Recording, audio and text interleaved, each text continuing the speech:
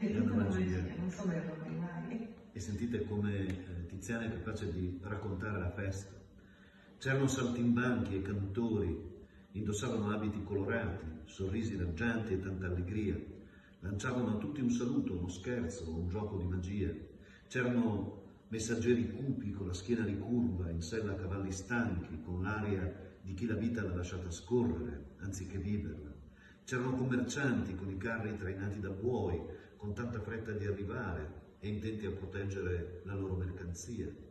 In quella moltitudine colorata spiccava un gruppo di giovani musicanti, vivaci e instancabili, suonavano ballate e la loro vitalità era contagiosa.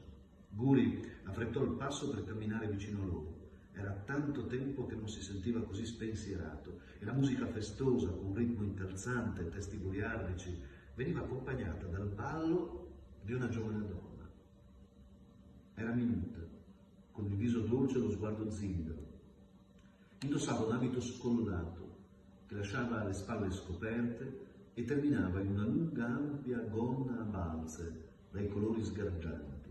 Ballava con i lunghi capelli scuri sciolti sulle spalle e con una mano tratteneva l'orlo della gonna sul fianco, facendola svolazzare al ritmo delle note più alte, scoprendo una gamba fino al limite della curiosità.